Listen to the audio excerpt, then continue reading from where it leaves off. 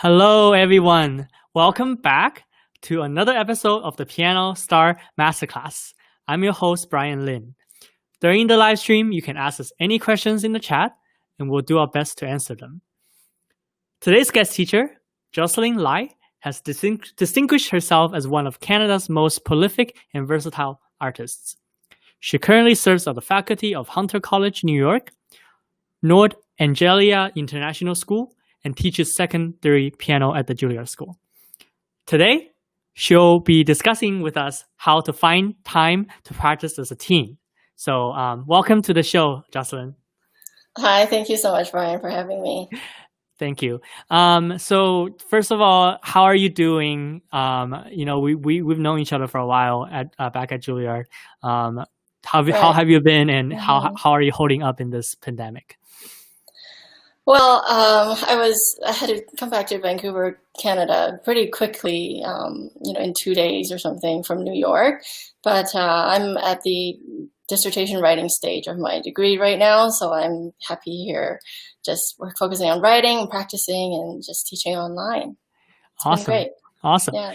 And you chose a very interesting topic today, right? How to find time to practice as a teen. Of all the topics that you can choose from, why did you choose this topic? Well, I was looking through the list of what's already been done on this platform and on this channel, and I hate to say it, but it was kind of a process of elimination. But as I'm reflecting on my experience, I felt that my teen years were really crucial to informing what I'm doing today. It was really during my teen years that I discovered my passion for piano and had to face the challenges of pursuing that passion, as an after-school activity opposed to the main event. So I know teens these days are facing a new set of challenges, having to juggle school and family life and the ever so distracting social media.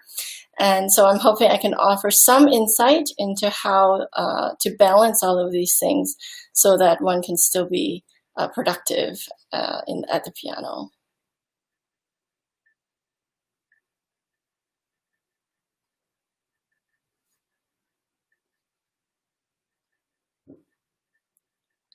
Oh, Brian, I can't really hear you. Oh, sorry. I muted my mic to not disturb the sound when you're talking. But I was saying, we all know how difficult it is, right? We can understand, and I also have teen students, who struggle to practice. So this is, I think, a very important topic. I wanna ask you, what is the biggest challenge you faced as a teen, and how does that relate to teens today? Right. Well, I think it's in the title of my talk today, which is how to find time, right? I grew up in a school that was a far cry from an art school that allowed a lot of time for practicing and for arts in general. So what that meant was, getting to school at 7 a.m. and not getting home until 4 o'clock, only to be faced with a mountain of homework that was due the next day. There just wasn't time to practice. Back then, that there aren't as many distractions. There weren't as many distractions as there are today. But I suppose who find it impossible to practice seriously, whatever their schedules are filled up with, I feel like the solutions I found to that problem of having just no time to practice can benefit from listening today. Gotcha. And I see a comment from one of our users. T. Michelle says, something is wrong with YouTube.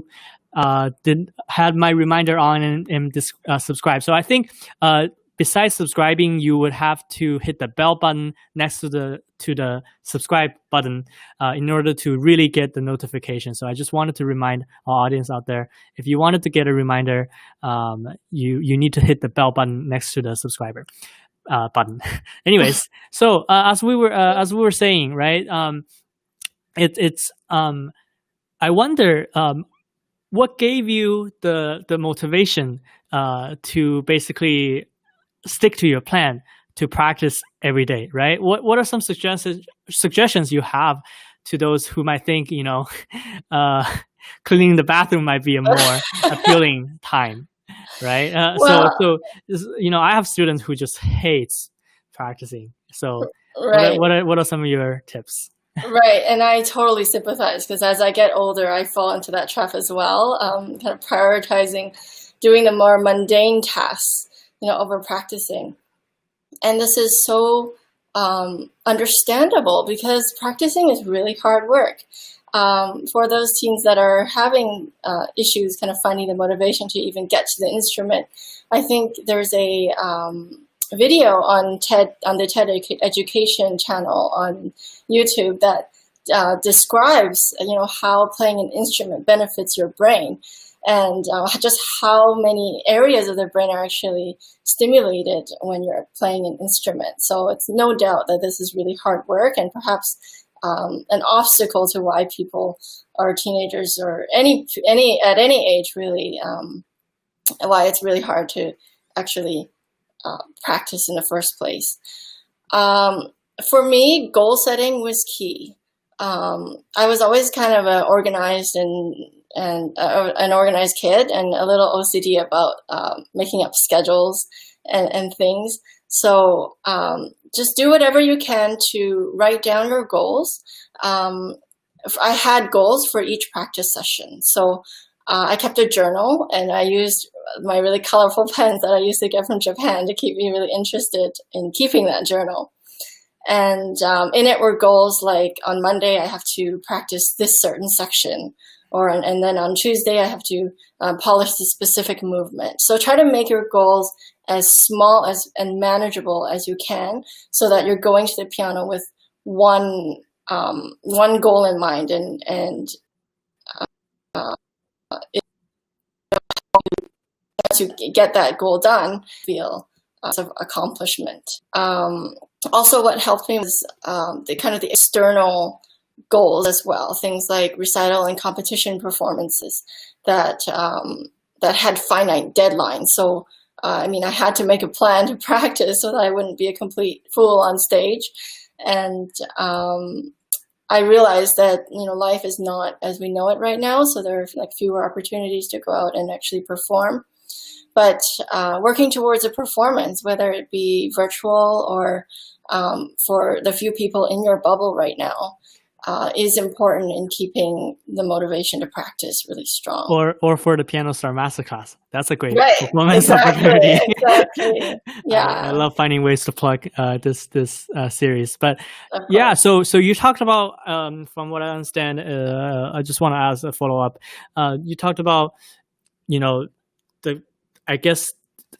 performance aspect, which I would call it kind of the extrinsic motivation, where you get motivated by a prize, people's attention, and also you can get intrinsic motivations by just setting up goals for yourself and really just getting that satisfaction within, right? Right. So in terms of setting small goals, can you give us some examples of the goals that you set? I know you mentioned a little bit, but a little more examples on what goals can a teen set, especially if they are, they're not experts in piano practice. So they might not know how to set those goals. So can you shed some light on that? Right. I remember when I was, I think, younger than a teen, maybe probably 8 or 9, and I think this still applies, and I still use this tactic, into my teen years, is to just set yourself, I have to learn this section today. And usually the music that you're working on is pretty clearly divided into sections. Mm-hmm. And then I would say, okay, after I learned the notes and I got fairly comfortable with that, or that could be your goal for the day, then I would see if I could play it reasonably well, kind of 2 times before stopping, and that would be my goal. Sorry, there was a little lag. So could you repeat just that very sentence that you just said? Right. I would, just try to repeat each section that I want to get learned or polished kind of a few times before I got really comfortable with it. And that would be my goal for the day. I'm so enthusiastic about perfect before you can leave the bench, which is not useful in any way. But, one or two times, just getting comfortable playing things through and just showing yourself that you've accomplished that goal of learning that section. In terms of if the piece is already kind of polished or in the polishing phase, I think someone else did a talk on pieces that, how to approach pieces at the beginning and the end stages of learning a piece. Right. But just at that polishing stage, then I would make it a goal to just play it through as if it was a performance. And maybe, when I was younger, I used to put my stuffed animals on the couch and pretend they were my audience, or just pretend that someone you really care about is watching. And that might help you kind of get into that performance mindset if you're at that stage in the piece. Got it. And so those are kind of ways that you can use those are kind of the hows of how to practice, right? During your practice, how to practice it, how to divide it. But what about some ways that teens can get inspired to include serious practicing in their schedule? Because one of the tricky thing is how to include practice time, not just how to practice, right? How do you find, like, that's the topic today. Like, how do you incorporate those practicing times among, such busy, school schedules and stuff? Right. And perhaps, I'm not the most qualified person to speak on this topic, because I had a mother that kind of made it mandatory that I had about 2 or 3 hours. Maybe that's what you need to do. I don't know. Yeah. Right. Like she would buy me things, and then she would kind of guilt me into practicing, so to speak, when I was a child. And that's actually very interesting. I want to ask you about that, but finish up your thought. Yeah. So I would have, probably around 2 hours a day that were already set aside for practicing, and I would be expected to do that. So it was. And when do you usually do that?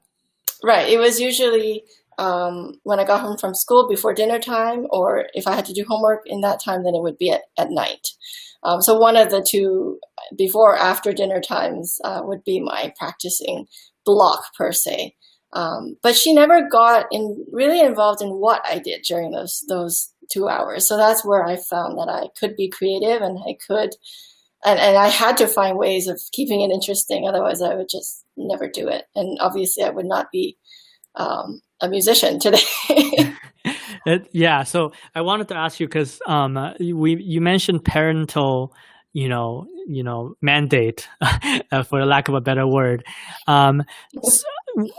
You and I, we come from, I guess, so-called Asian families where it's the parents are known to be tough, and just like you, my parents also made it mandatory for me to practice. So I wonder how much, and I want to throw this question to our audience as well, right? What your thoughts on this are. So how much of parental involvement is necessary in terms of getting the kids, especially the teenage kids, to practice? It's very, they're at an age where so much distractions, homework, whatever, right? And practicing the piano is such a tough and sometimes repetitive work.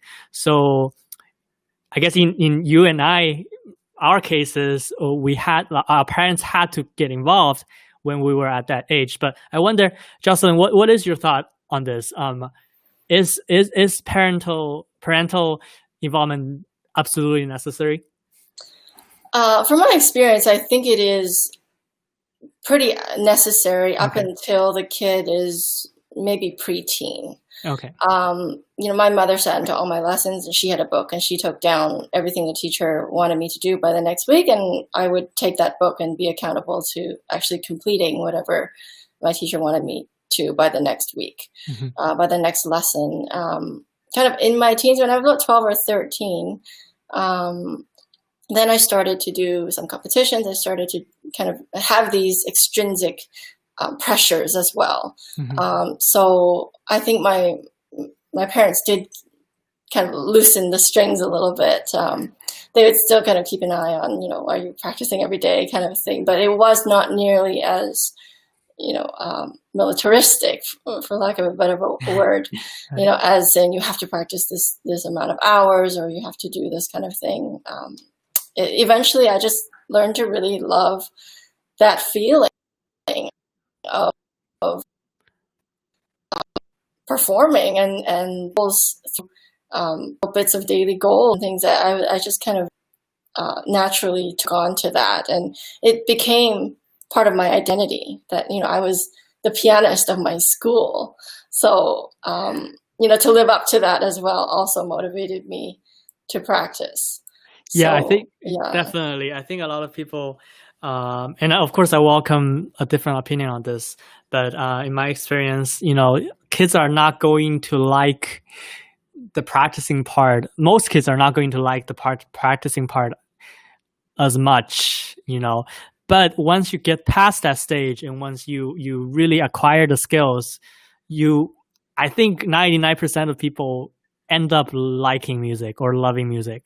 And I think that's the case for you. That's the case for me. I used to hate, practicing. I didn't understand why my parents made me do it, but now I do. And I thank them for it. So I think but that's just, our experience, right? Right. So I definitely would be interested in hearing more opinions on that. And I definitely think I hear the saying out there that when as kids become adults and later in life, there's no one who says thank you for not putting me in music. It's always the opposite. But it's a really delicate balance. And I remember a story of one of my friends when I was a teenager. His mom made him practice a certain number of hours a day, but also gave him the autonomy to practice, on his own. So, that was the age of hoodies and, ghetto life. So what he would do was actually just put his hood on with headphones and listen to something else completely while his hands just moved so that it would sound like he was practicing to his mother, but wasn't actually practicing at all. Okay. So I think it's careful. You have to be, as parents, I think you have to be careful about are they leaning into what your child wants? And focusing on the kind of the broader skills that you can acquire from doing serious musical training, which of course, translates through the rest of life or, in any career that your kid is going to have. Just not forcing it too much, I think, is also important. Right. Yeah, that's definitely true. And that's very interesting that you mentioned, right?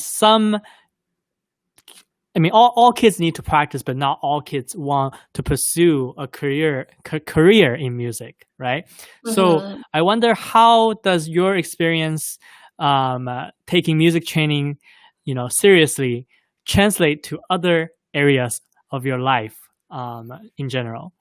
Right. I have a semi-interesting backstory because I didn't know that I wanted to become a musician until I was way into probably college.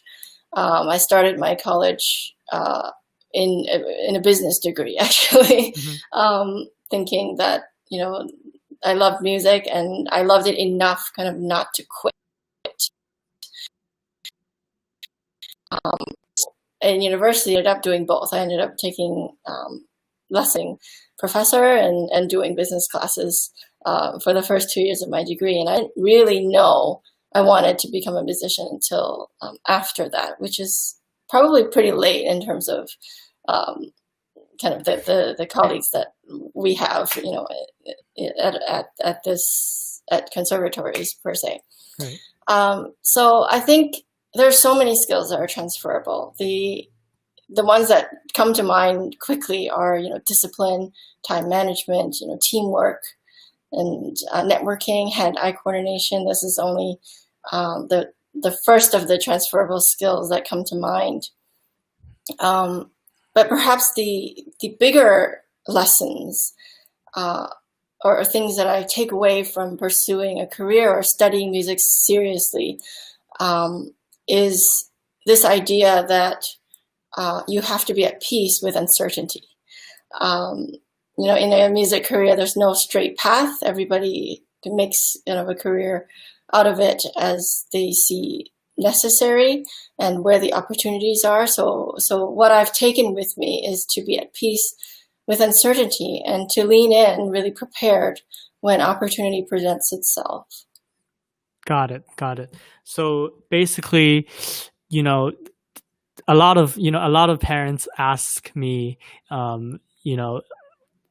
whether their kids should do music or whether,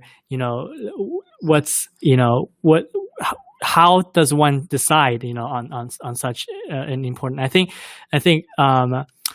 what you said about uncertainty is definitely true. It first of all, it requires, a love for the instrument, a love for the music, and then then comes the ability. And I don't think you really need to decide that early. I have friends who are seriously good musicians who didn't decide until college, and yeah, I just think, and to the point that you mentioned earlier, right? Like nobody, what did you say? Nobody regrets not learning an instrument or something. Is that what you said? I forgot your exact. Right. No word. parents. You're right. No one blames their parents for putting them in music lessons. They only exactly. Wish that their parents push harder. Yeah. Yeah. So it reminds me of a quote, I think, from Jeff Bezos, CEO of Amazon, who said, "You're not gonna regret what you did do. You're only going to regret what you didn't do." Like, so if you did something, it didn't work out, it's very unlikely that you're gonna say, I wish I didn't do that. I wish I didn't even start piano lessons, right? But you hear people say, I wish I took piano lessons more. Mm-hmm. Definitely, right? Exactly. So I definitely agree with that, and I think finding time to practice is one of the most important things. Right, Brian. I just want to add to this. I think I kind of got off topic when you asked me the question about what actually can inspire teenagers to actually sit at the piano and to make that time. Besides, if they don't have parents who force them into a certain practice block or something, what is actually out there that could be inspiration for these teens to practice. Uh-huh. I think in this day and age of technology, there's so much out there. There's so much accessible to teens now that perhaps weren't when we were teens. Sorry to age us, Brian. we are old, so it's right, fine. Right. So, but there's brilliant performances of almost every piece by top pianists you can think of, on YouTube, on Naxos, on any, at your fingertips. So I suggest, listening to lots of different recordings of pieces, different varieties of pieces, and find a piece that really moves you, emotionally and spiritually. And that will motivate you to persevere through that awful time of having to learn the notes and it sounding dreadful for a long time. And I can tell you, professionals as well,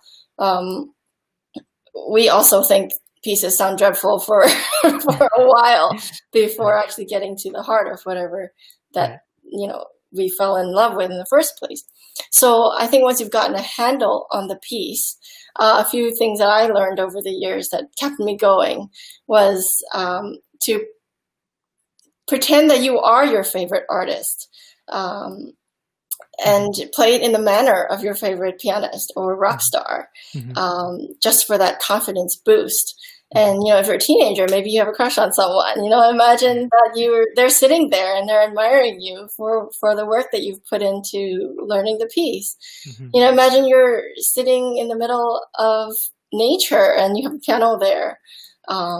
and you're inspired by your environment around you. So just by the power of imagination, the power of just finding ways of making practicing rewarding, I think that will also motivate a lot of people, a lot of teens especially, to get something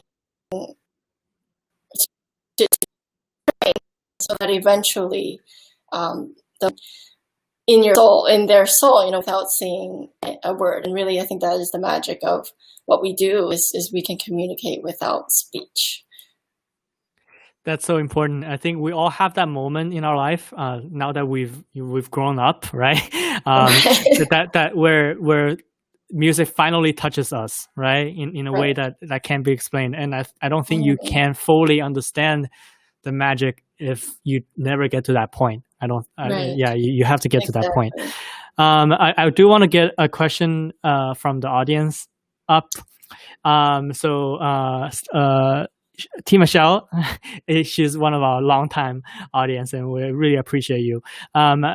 She asked, is it possible to be a fabulous pianist as well as other activities, or does the piano take most of the time when you are teen? So basically, are you able to multitask and be versatile, or if you're learning piano, that's your thing? That's a really good question. Thank you for that question.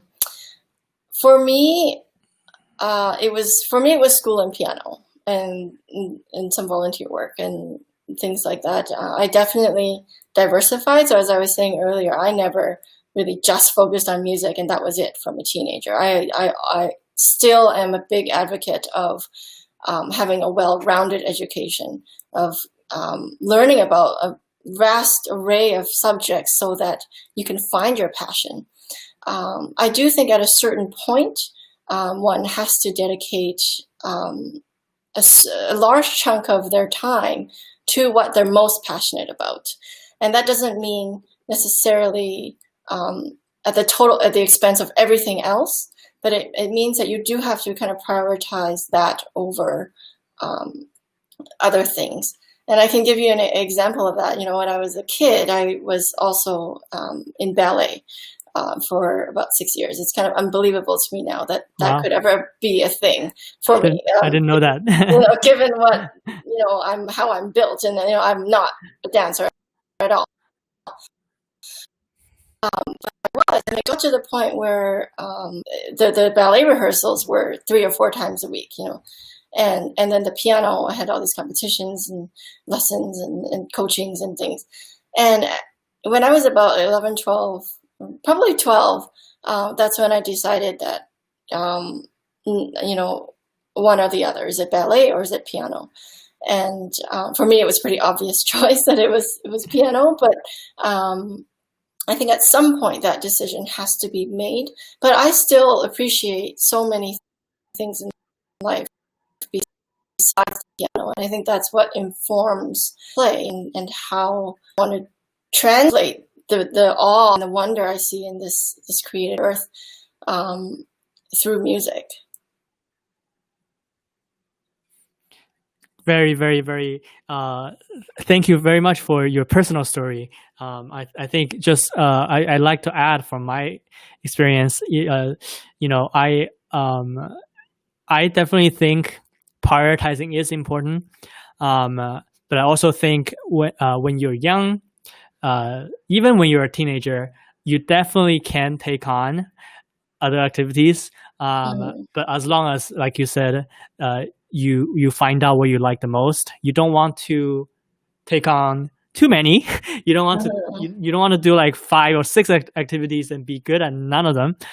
But on the other hand, I do have friends, live examples of people who excel in different things. So I think it's all about a balance, time management, which is what we're talking about today. Once you get that done, I think you can do a lot with your time. So, since we're already past time, do you have any last minute advice, last pieces of advice that you want to offer, and then we will move on to our student. Great. Well, thank you so much for this opportunity for me to share some of my thoughts on this topic. It's been fun. I think last piece of advice, just especially now, during when things are not the same, we all need to have a lot of leniency and grace towards ourselves. Maybe your daily practicing schedule is totally at the bottom of your priority right now, and that's totally fine. Maybe you're not used to that schedule of going to school and then coming home and practicing, having meals. That structure is gone, and that's totally fine. I think the key is really to ask yourself how you're going to get back into playing piano and how to get yourself back into enjoying what is meant to be enjoyed at the keyboard. So my advice is just go sit down at the piano, whether it's just for 10 minutes or an hour. Just start to play something, and hopefully by doing that, the power of music and the reason why you decided to learn will motivate you to keep going and to keep persevering through this journey. Got it. Thank you so much for your wonderful words and advice, and I know that our audience can get a lot from it. So I see that Aparna, our next student, is in the backstage, so we will bring her in right now. Okay. All right. Perfect. Hi, Aparna. Hi. How are you? Good. Thank you, and welcome to the Piano Star Masterclass. All right. So, Jocelyn, I'll hand the stage over to you, and you can, do your masterclass. Absolutely. Hi, Aparna. It's so nice to meet you. How are you doing? Good. Good. You look so beautiful today, and you look like you're ready to play. So just take a deep breath, and I would love to hear what you've been working on.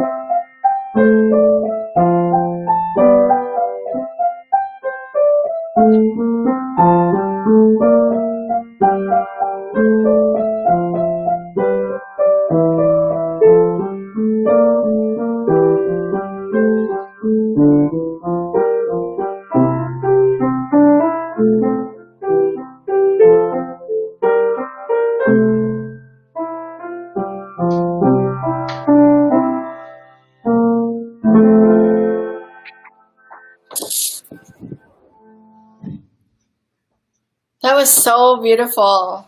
Yeah, you did such a wonderful job of keeping a steady beat and making it such a pleasant listening experience.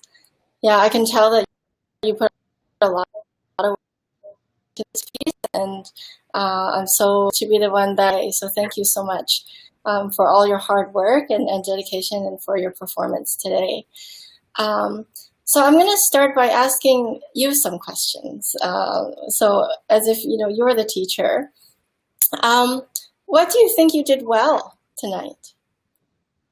Well, I think I did well with the dynamics and keeping one hand a little bit louder than the other, but still not keeping it pounding louder. So, yeah. That's wonderful. And if there's one thing that you want to improve on, what would that be? Keeping the speed without having to do some kind of melody or something with it in my head to keep the beat. Because if I don't do that, I usually speed up at the easy parts, slow down at the hard parts. That's really self-aware of you to even be thinking about those things as you're playing the piece. From my perspective, it was very steady. So you did an amazing job of keeping that steady beat. Listening, I think now the next step for you in order to kind of polish this already beautiful performance of it is to make the main melody a little bit more clear when it comes. So do you know what a fugue is? No. No. Okay, so obviously you know the piece better than I do, but if I play this melody,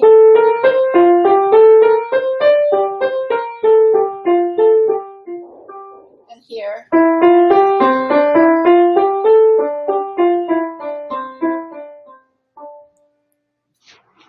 how are they related? Are they similar? They both kind of sound like each other, but not quite, because they're not exactly the same keys or the same starting thing, but they do have the same way of going da da da da da da da. Right, exactly. So they have the same shape, right? And they have the same, when you sing it, you're singing the same kind of thing, right? So in this piece, that tune, what you just sang, is kind of the thing that you want to highlight the most whenever it comes up.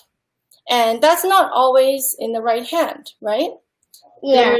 It happens in the left hand. When does it happen again? Here. Here. Great. And it sort of goes it has the same melody, except it's not right. quite. Yes, that's really a great observation. And right. So how many of these can you find in the piece? So there's one there. Is there one before that? Maybe not in the right hand?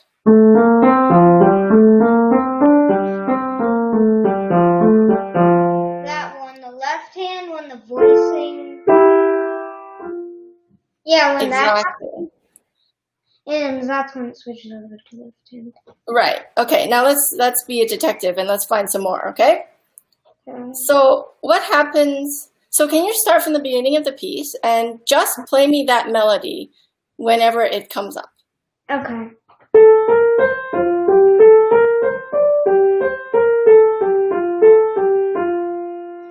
Good. And when's the next one? Where's the next one? Great.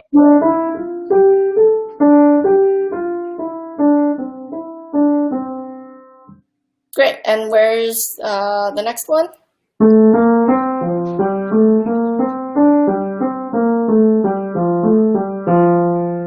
Beautiful. And there's another one.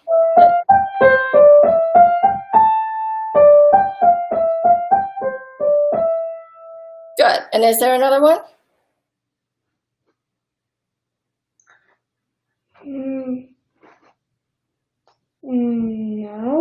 No, yeah, you're really observant. There isn't another one that's complete.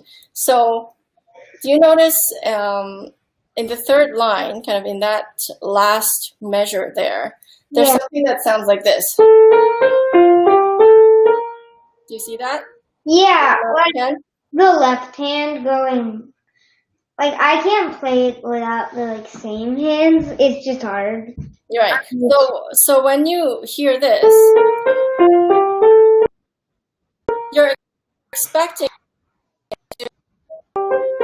it to before it did, but it doesn't.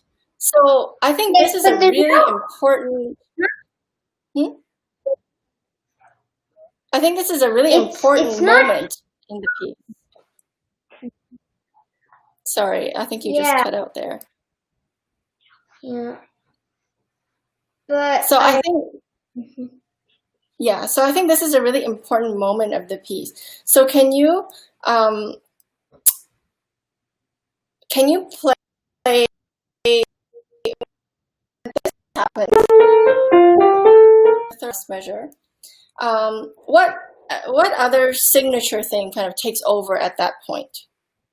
Is there anything that repeats itself?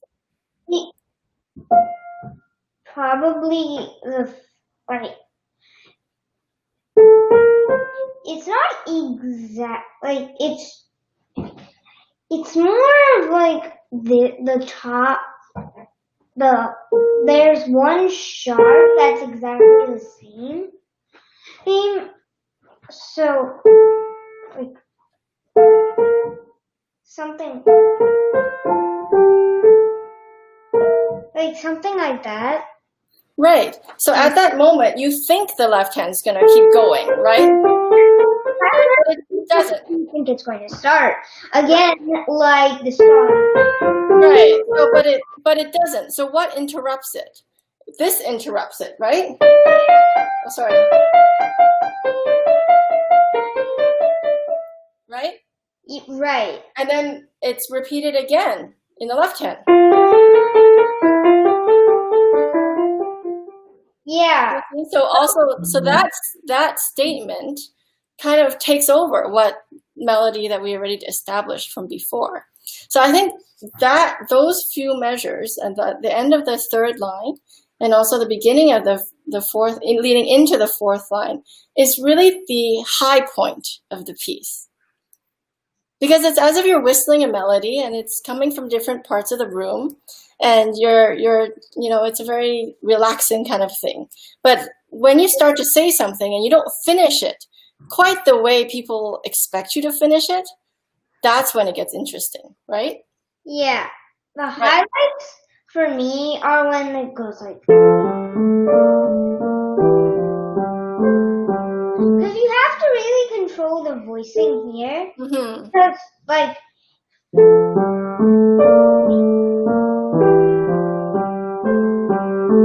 you have to really control the fingers because it always happens 2, 3, 2, or 2, 3, 1. Some variation of like. So you're saying it sticks out? Yes, it's too loud? In all of those phrases, in the. Mm-hmm.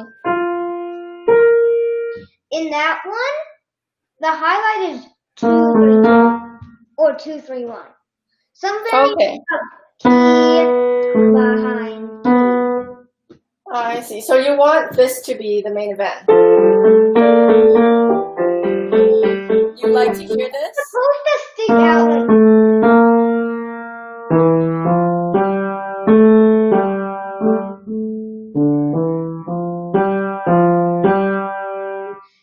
Okay, great. So that's 2, 3, 2 going to that.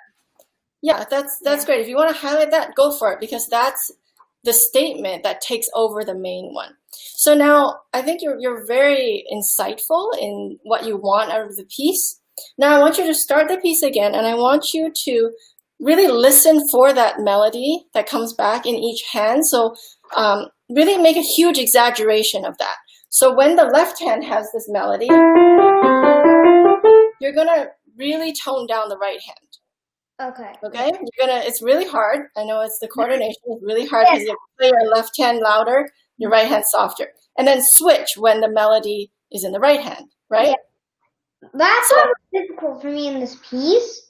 That part was difficult because my right hand is my dominant hand. I'm used to it being the loudest. Exactly. Whenever I compose, because I do that. Oh, nice. Yeah, for me too. I'm right-handed too. It helped me because when I was composing, I realized that my right hand could take over. I just had to be really like enjoying it because my left hand, and then the hard part was switching because generally in those other songs, you have that one hand which is always the loudest, but in this one it keeps switching like a constant. Right, and that's what a fugue is. Yeah, like, I like blue. Do you like blue? No, I like green. Sort of like a conversation. It's exactly like a conversation. So what I want you to try to do now is to make that conversation clearer to a listener who's going to hear the conversation from afar. So as a listener, I want to be able to hear you say, I like green peas, and then I like green peas over here. I want you to be clearer in like one hand where the melody is. Like one hand will be like instead of also being heard the same amount of loudness as. Have you tried practicing? That's what I'm. Have you tried practicing just the one hand, but adjusting the volume levels? Yeah, like at one point I was so like frustrated, I just like took off the right hand completely and just started playing very quietly. So my left hand got used to the fact that it was supposed to be quiet and never got as loud as the right hand. I see. But I mostly did it with the right hand because it's used to being loud. I figured training it to not be loud in those parts would be better than just training it to be quiet, then training it to be loud again. Right. So let's try. Why don't you start again the piece for me, and then we can take a look at some of these problems that you're having challenges kind of getting over.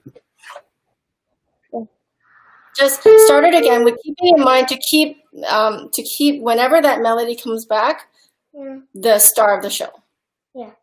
Okay.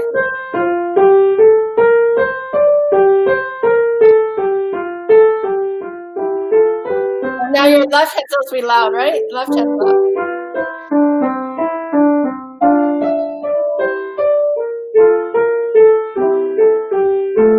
Left hand here.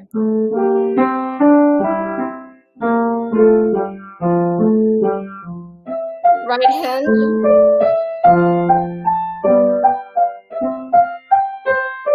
Now your left hand. And now your right hand.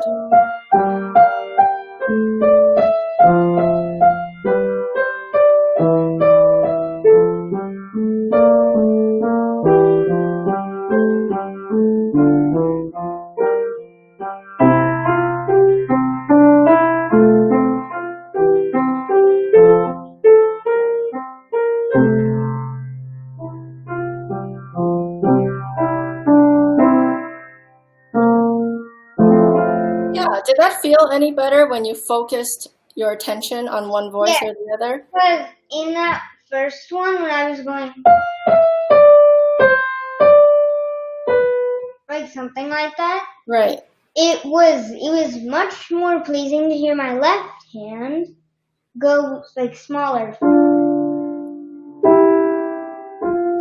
Yeah, so smaller like loudness in the transitions, because I used to have problems with that and have to quiet down that same hand to get the good transition and then restart it kind of loud. That wouldn't be so nice, but yeah, so keep working on this idea of really focusing on the theme or the melody that's the main event, and then trying to balance your other hand so that it's still in the room but not as important. Also, I think you're missing a B flat in the fourth line in the first measure. So just double check that you're playing a B flat and not a B natural. Yeah, wait. Okay. Right here. Right here. Right here. Sorry. Here. It's a B flat. Oh.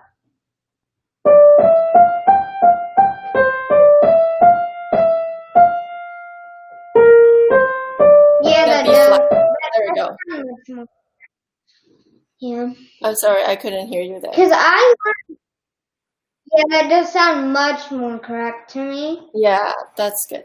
Okay, now that I think you're well on your way of getting that balance between the hands and really showing the audience what's important here, I think we can work on a little bit more of the spirit that you want behind this piece. So what kind of mood do you want to set with this fugue?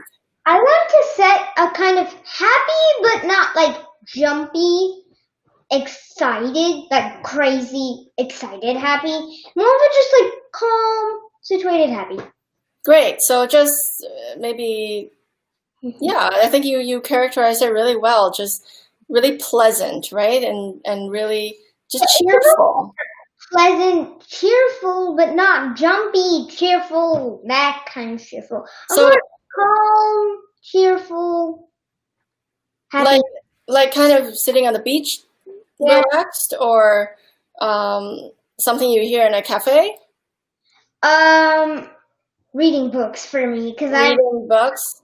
I really like to read. Oh, that's wonderful. That's wonderful to hear that you love to read. So if you want it to be this kind of relaxing thing, and if you're reading a book, maybe you can imagine yourself, sitting by a river or a stream or something, right? And just hearing this beautiful music, just making you feel really warm inside.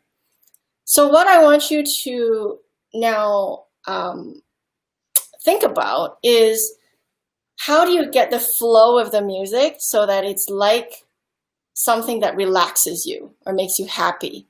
Right now, I think you're thinking very much in 4. 1, 2, 3, 4, 1, right? 2, 3, right? This is kind of what I'm hearing.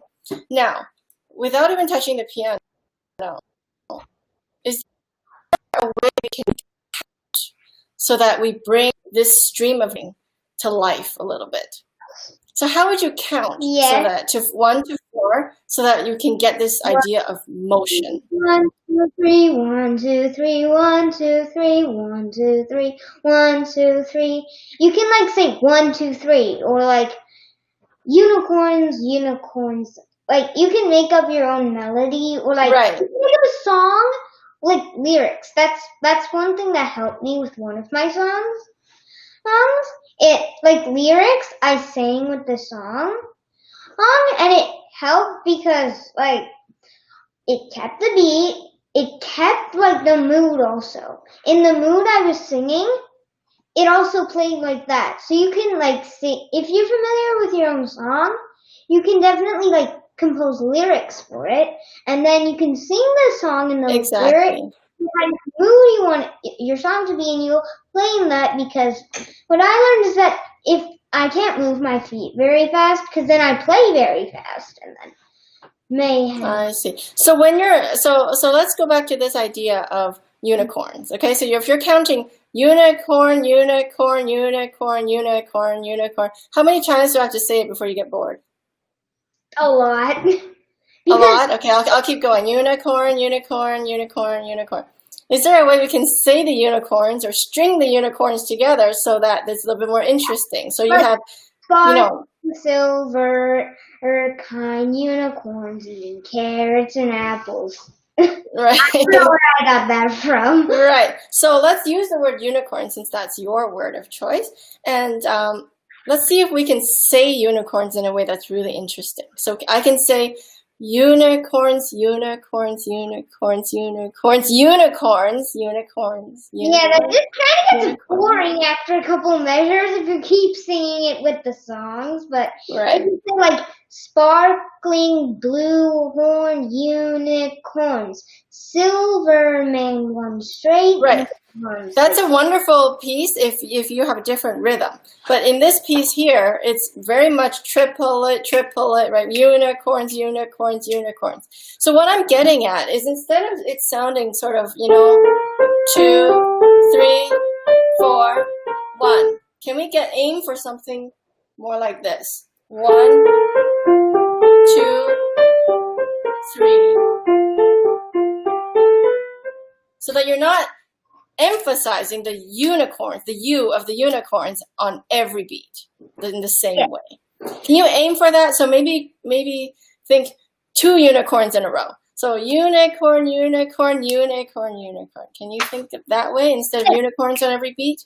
Yes, you can do like unicorns, dragons. Then it doesn't get so boring. But dragons, wait. But dragons only has 2 syllables. We need another word with 3 syllables.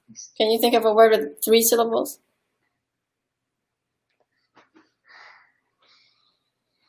How about unicorns frolicking?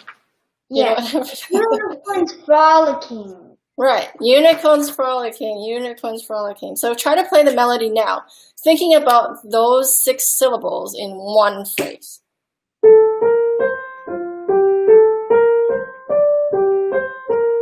Unicorns frolicking, unicorns frolicking,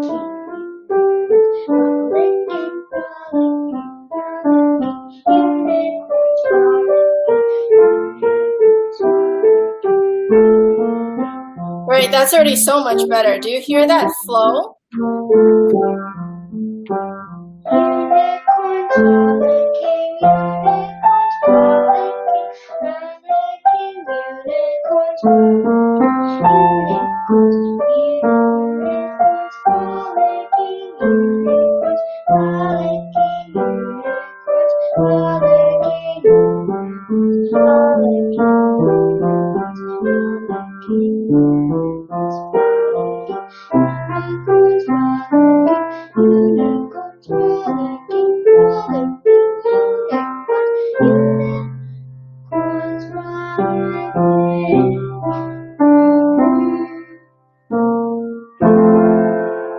Did that help you, the music? I think to me it helps it flow a little bit more. Yes. Now your next challenge will be coming up with a phrase that lasts even longer than 6 syllables. So maybe in the next time you try it through, you can say maybe unicorns with dragons. You like dragons, don't you? Okay, let's see if we can incorporate dragons somehow. So, but dragons is a 2-syllable word, and we're operating in 3. So, let's see. Unicorns frolicking with dragons. How about unicorns frolicking through the great summer fields, or something like that? Come up with a sentence so that you can. Frolicking with friends, something like that. with friends through the summer fields, something like this, right? So you can say this. Where they are, because like frolicking, you want to have like frolicking through the grass or frolicking like. Right. Okay. So you can. So I want you to say it and play it like this. Unicorns frolic through this, right? Yeah. So think of something, and you would never say that sentence. If you say that sentence, unicorns frolicking through the fields with their friends, right? You would say it in one breath. You would not say unicorns frolicking through the fields with their friends, right? This is a little bit of what I'm hearing from the music right now, is that every 3 notes you have an accent. So can you try to make it so that every 3 notes, so that you think of the phrase as a longer sentence? Okay, that's great. I think you.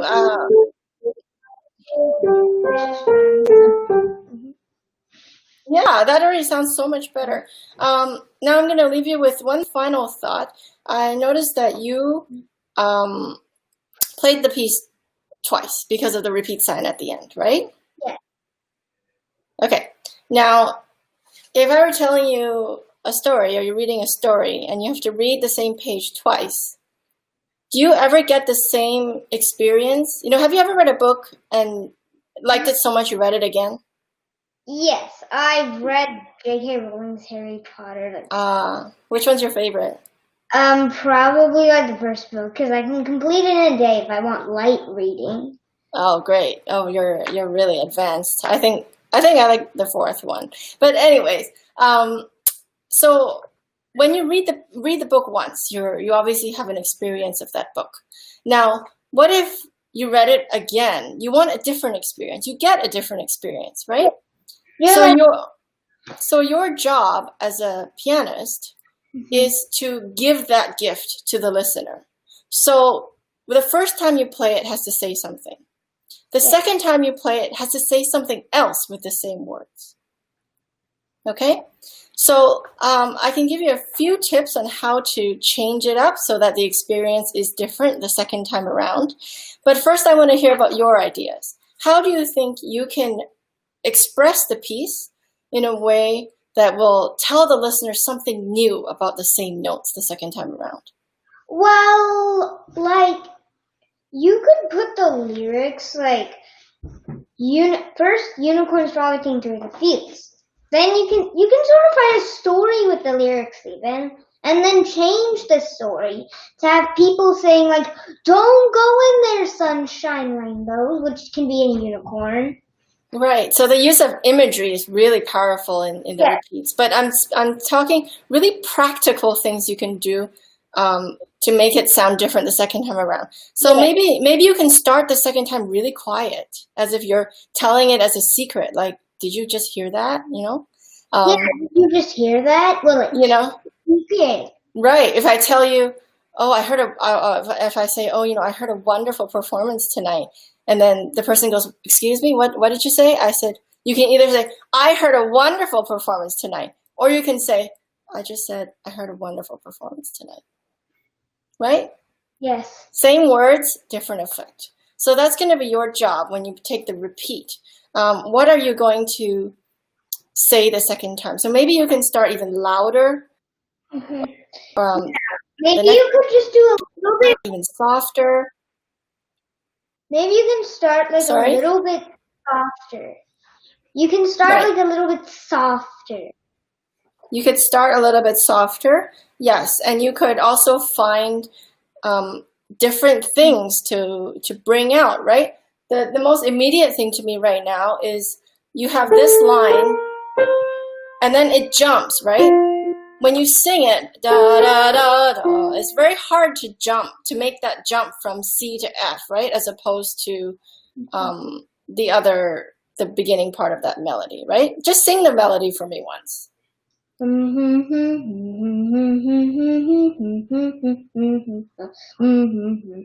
Right, exactly. So where in your voice did you feel like you needed air? I felt like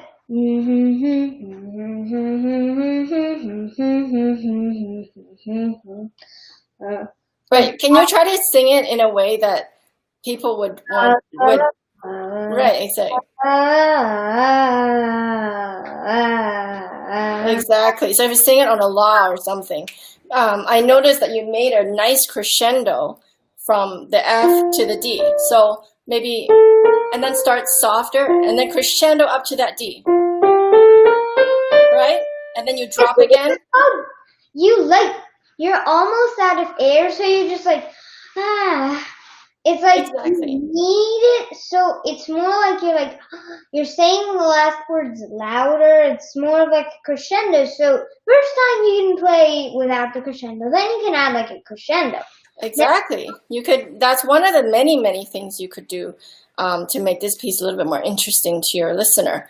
Another thing you could really pay attention to where you need breath, or where you can crescendo, where you can take time, based on how you sing the melody.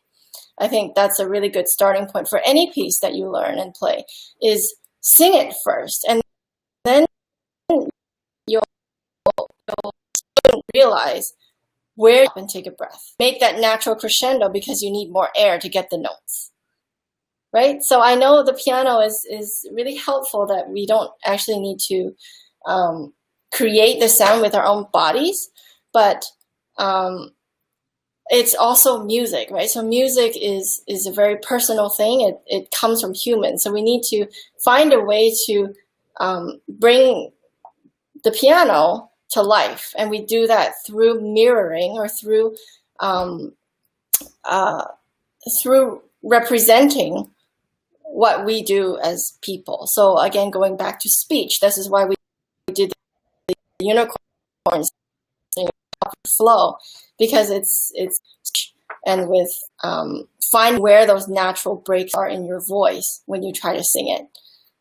So pretend your piano is your friend and it also has a voice, and you want to make the piano sing and speak like a real person. Yeah. And you can do that through crescendos. You can do that through rests and every other musical device that you've learned so far. Yeah. Right? So do you have any questions for me? I loved hearing you play and you experiment with some of my ideas. Yeah. But is there anything specific you want to ask me before we wrap up for this night? No. No?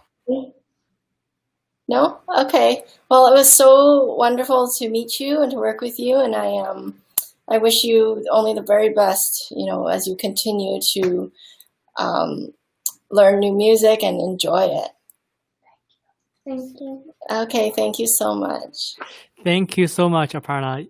That was very impressive, and you've done so well both in the performance and during the lesson. So thank you for being on the Piano Star Masterclass. And Yes. you can always watch the replay of this lesson too when you're done. Have a good night, Aparna. Good night, Aparna. Nice to meet you. All right. Thank you, Jocelyn, for such a wonderful lesson. And I say this every week. I'm so impressed by those kids who are so young but so articulate, right? Right, and she really knew what I was talking about and knew some of really complicated concepts for age 7. So I was very impressed, and I was given a heads up that she was nervous, but I didn't sense that at all from her actually. And we all know she has a great teacher who actually has been on one of our episodes, but wow. I didn't get their permission to say their name. So, but great teacher, great student. So yes, really nice. On the right track for sure. Right. So in any case, that's it for tonight's episode, and I just want to thank you again for joining and sharing your wisdom and just really sharing your words with the audience. I hope you enjoyed it as well. Of course I did. Thank you so much, Brian, for the opportunity. Thank you. And thank you, audience, for sticking with us and watching. And of course, every Tuesday night, we will see you here again on the Piano League for the Piano Star Masterclass. With that said, happy practicing and see you later. Bye-bye. Yes. Good night. Good night.